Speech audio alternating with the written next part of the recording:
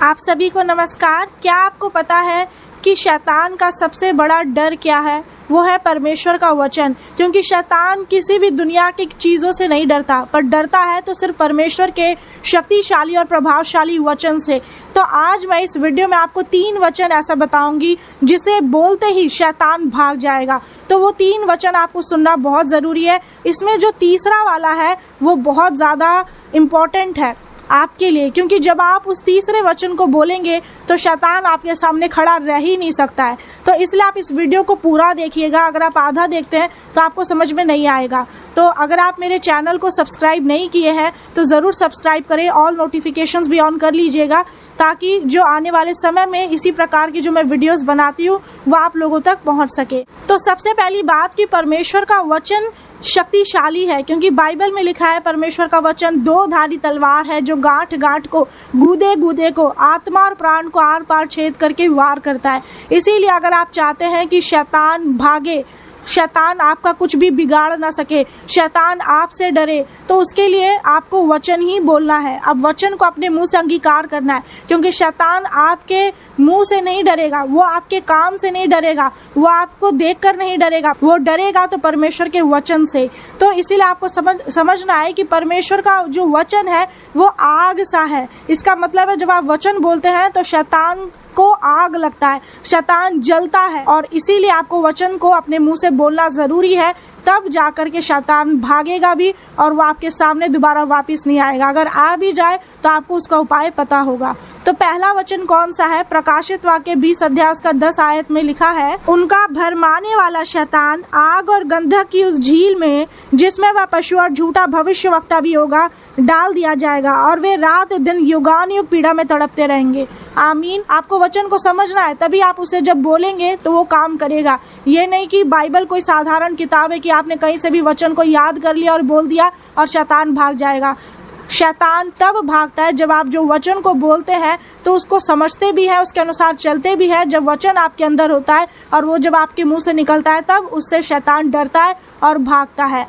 तो आपको समझना है वचन का मतलब यहाँ पर क्या है। आप लिखते जाइएगा नोटबुक में जितने 3 वचन मैं आपको बताऊंगी, और इसे आपको हमेशा इस पर ध्यान करना है और अपने अंदर इस वचन को रखना है, ताकि कभी आपका ऐसा समय आता है, कभी ऐसी परिस्थिति होती है कि शैतान आपको डराने के लिए आए आपके असल जीवन में, आपके सपने में, या किसी भी इंसान के द्वारा किसी भी रूप में, तो आप उसका बचाव कर सके, क्योंकि बचाव परमेश्वर के वचन से ही हो सकता है। आमीन। तो वचन में लिखा हुआ है कि उनका भरमाने वाला शैतान आज पूरी दुनिया को भरमा रहा है कि ऐसा करो तो ऐसा हो जाएगा। मतलब वो गलत तरीके शैतान लोगों को अपनाने के लिए कह रहा है। शैतान चाह रहा है कि लोग आराम का ज़िंदगी जिए, बहुत पैसा कमाएं, अच्छा अच्छा कपड़ा पहने, और लोग इस चीज़ को नहीं जानते कि जो वो आसानी से हर काम को कर रहे हैं, उनको लग रहा है कि जो वो कर रहे हैं वो सही है, लेकिन लोग इस चीज़ से अनजान है कि जिस रास्ते में वो चल रहे हैं वो सही नहीं है, क्योंकि वो रास्ता नरक को पहुँचाता है। तो आपको अपने आप को जाँचने और समझने की ज़रूरत है, क्योंकि शैतान भरमाने वाला है। लेकिन शैतान डरेगा तो इस वचन से क्यों डरेगा, आप सोच रहे होंगे। क्योंकि यहाँ पर क्या लिखा है आगे हम जानते हैं कि आग और गंधक की उस झील में। अब शैतान इस वचन से क्यों डरेगा? क्योंकि इसमें लिखा हुआ है कि शैतान का जो अंत है, शैतान का जो विनाश है, वो आग की झील में होगा, जो कि नरक की आग है। और इसका मतलब है शैतान को उस आग में, जो अनंत आग है, एटर्नल फायर है, जहाँ पर वो आग कभी खत्म नहीं हो सकता, वहाँ पर उसे डाल दिया जाएगा। बाइबल में ये भविष्यवाणी कर दी गई है, तो ये पूरा होगा। हर चीज़ का अंत होना निश्चित है। आप जानते हैं कि एक इंसान की भी मृत्यु होगी, उसका अंत भी होगा एक समय पर। वैसे ही इस दुनिया में जितनी चीज़ों को आप देख रहे हैं, पेड़ पौधा, घर, सब कुछ ये तोड़ दिया जाएगा, एक पत्थर भी नहीं बचेगा। उसी प्रकार से आज इस दुनिया में जो शैतान राज कर रहा है, पूरी दुनिया को अपने वश में करके रखा है, अपने कब्जे में करके रखा है, तो उसका अंत भी आएगा। क्योंकि बाइबल में ये बोल दिया गया है कि उसका अंत नरक की वो आग की झील होगा, जिसमें उसे डाल दिया जाएगा। और लिखा हुआ है उसके साथ उसके लोग भी होंगे। इसमें लिखा है कि जिसमें वह पशु और झूठा भविष्यवक्ता भी होगा। जितने लोग आज परमेश्वर का काम तो करते हैं, बाहर से ऐसा लगता है, लेकिन अंदर से वो फाड़ डालने वाले भेड़िए होते हैं, वही झूठे भविष्यवक्ता होते हैं, वही झूठे प्रचारक होते हैं, और वही लोग जो झूठे लोग होते हैं, जो लोगों को अपने जाल में, शैतान के जाल में फंसाने का काम करते हैं, उन्हीं के लिए आग तैयार कर दी गई है। और वो नरक या कभी नहीं बुझेगी। उसमें जो कीड़ा है वो कभी भी नहीं मरेगा। इसीलिए जो उस आग में चला गया वहाँ पर हमेशा हमेशा के लिए, अनंत काल के लिए जलता रहेगा, वहाँ से वापस आना नामुमकिन है। तो आपको समझना है कि यहाँ पर शैतान का अंत बताया गया है कि वो उस आग में डाल दिया जाएगा और युगानुयुग पीड़ा में वो तड़पते रहेगा।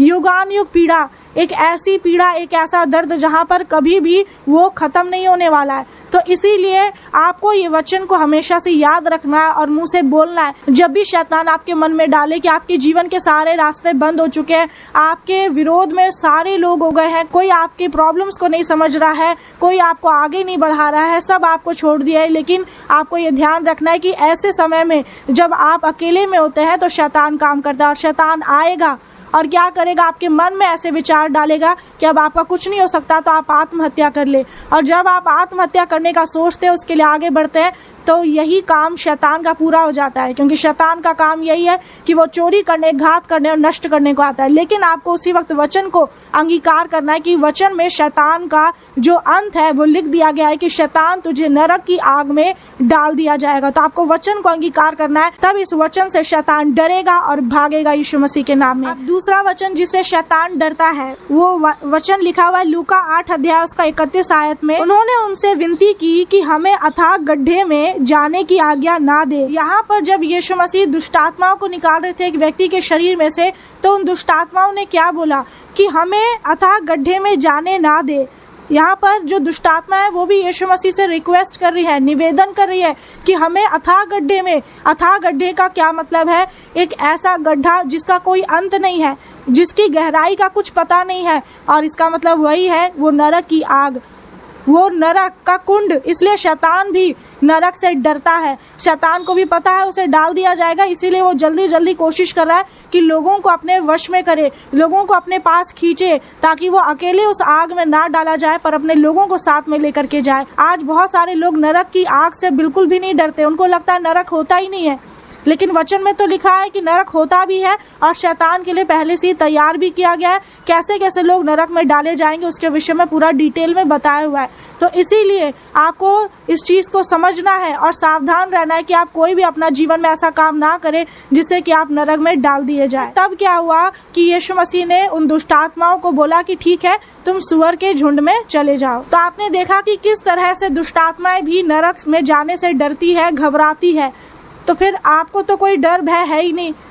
तो अगर नरक से भले ही आप नहीं डर रहे, आपको विश्वास है कि आप नरक नहीं जाएंगे, लेकिन आप काम किस प्रकार का कर रहे हैं, क्योंकि जैसा आप इस धरती में रहकर काम करेंगे वैसा ही आपका न्याय होगा। अगर आप परमेश्वर के वचन के अनुसार चलेंगे, यीशु मसीह के लिए दुख उठाएंगे, तो वैसा प्रतिफल आपको मिलेगा और आप स्वर्ग के राज्य के वारिस होंगे। लेकिन अगर आप यीशु मसीह को तुच्छ जानते हैं, उनके वचन को बेकार समझते हैं, उनके लोगों का निरादर करते हैं, झूठा काम करते हैं, गलत लोगों के साथ उनके कामों में सहभागी होते हैं, तो फिर आपके लिए नरक की आग तैयार कर दी गई है। तो ये वचन को आपको बोलना है शैतान को, क्योंकि ये वचन से भी शैतान को याद आ जाएगा, क्योंकि शैतान आपको पता है कि उस नरक की आग से डरता है, उस अथाह गड्ढे में जाने से उसको डर लगता है। हालांकि उसका अंत वहां पर होगा ही, लेकिन जब आप इस वचन को बोलते हैं तो शैतान कांपेगा, वो जलेगा यीशु मसीह के नाम में। अब आता है तीसरा और आखिरी वचन। ये वचन बहुत ज्यादा इंपॉर्टेंट है आपको जानना, क्योंकि इस वचन को आपको सिर्फ बोलना ही नहीं है, आपको करना भी पड़ेगा, इसलिए इसको ध्यान से समझिएगा। रोमियो 16 अध्याय उसका 20 आयत में लिखा है, शांति का परमेश्वर शैतान को तुम्हारे पांव से शीघ्र कुचलवा देगा। आमीन। इसका मतलब क्या है? साफ लिखा हुआ है कि जो शांति के परमेश्वर है वो क्या करेंगे, आपके और मेरे पांव से शैतान को कुचलवा देंगे। और इसीलिए हमें हर जगह बाइबल में लिखा हुआ है कि सांप और बिच्छू को रौंदने का परमेश्वर ने हमें अधिकार दिया है। शत्रु की सारी सामर्थ पर आपका और मेरा शत्रु दुश्मन कौन है? शैतान है। हमें अपने दुश्मन को कभी भी कमजोर नहीं समझना है कि ये तो मेरा कुछ नहीं कर सकता। काफी लोग आज जानते हैं कि यीशु मसीह है, उनके वचन पर विश्वास करते हैं, लेकिन बोलते हैं कि शैतान होता ही नहीं है। अगर है भी तो वो सोचेंगे मुझ पर कोई जादू टोना नहीं चल सकता, शैतान मेरा कुछ नहीं बिगाड़ सकता। ये अच्छी बात है कि आप इस तरह का अपने अंदर में साहस रखते हैं, लेकिन आपको कभी भी अपने दुश्मन को कमजोर नहीं समझना है, वरना वो फाड़ खाएगा, आपको बिल्कुल नष्ट कर देगा। आपका जब जिंदगी बिल्कुल जीरो हो जाएगा, जब आपका जिंदगी बिल्कुल बर्बाद हो जाएगा, तब आपको समझ में आएगा। तो इसीलिए इस वचन को आपको अंगीकार करना है कि वचन में लिखा है, आपको शैतान को बोलना है इन तीनों वचनों से यही बोलना है कि शैतान वचन में लिखा है कि शांति का परमेश्वर शैतान को पांव से कुचलवा देगा। और इसीलिए इस वचन को बोलते साथ आपको पांव से कुचलना भी है। अपने पैर से आप 7 बार कुचलिए, 1 बार नहीं, 2 बार नहीं, पर 7 बार विश्वास से कुचलना है। जब भी आपको शैतान आपके विचारों में आपको डराए, आपके सपनों में आपको डराए, या किसी भी तरह से शैतान आपको डराए या गिराने की कोशिश करे, किसी भी प्रकार का आपके जीवन में परीक्षा आती है, आप इस वचन को अंगीकार करें और शैतान को अपने पैरों से कुचलेंगे 7 बार, तो शैतान भागेगा और वो आपका कुछ भी नहीं बिगाड़ सकेगा, वो आपको छू भी नहीं पाएगा यीशु मसीह के नाम से। क्योंकि परमेश्वर ने ये बोला है और अधिकार भी दिया है, और परमेश्वर ने जितनी बातों को वचन में कहा है वो पूरा भी होता है। तो इसीलिए इस बात का ध्यान रखिए कि जो आखिरी वचन मैंने आपको बताया वो सिर्फ आपको बोलना ही नहीं है, पर आपको एक्शन भी करना है, आपको कर्म भी करना है और उसे पैर से कुचलना पड़ेगा। जिस दिन से आप शैतान को अपने पैर से कुचलना शुरू करेंगे, शैतान आपका पीछा करना बंद करेगा यीशु मसीह के नाम में। आमीन। अब आप मुझे कमेंट करके बताएं कि अगर आप इस वीडियो का दूसरा भाग चाहते हैं तो, क्योंकि इस वीडियो के दूसरे भाग में मैं और भी वचन बताऊंगी जिससे कि आप शैतान का सामना कर सकते हैं, शैतान की शक्तियों का सामना कर सकते हैं। अगर आपको परमेश्वर अगुवाई करते हैं बीज बोने के लिए, जो कि दान, भेंट, दशमांश, मजदूरी होता है, तो इस नंबर पर आप बीज बो सकते हैं, जो कि पैसे के रूप में चढ़ाया जाता है। क्योंकि भेंट, दशमांश जो परमेश्वर का है वो हमें परमेश्वर को ही देना है। इसमें आपका और मेरा राय नहीं चलेगा। आपका जैसा विश्वास है वैसा ही आप करें, और आप अपना प्रार्थना निवेदन भी इसी नंबर पर भेज सकते हैं। इस वीडियो को शेयर करना नहीं भूलिएगा। आप सभी को परमेश्वर आशीष दे, और जितने भी मसीह में भाई बहन हैं, परमेश्वर के दास दासी है, जितने भी इजरायली है, सभी को नमस्कार।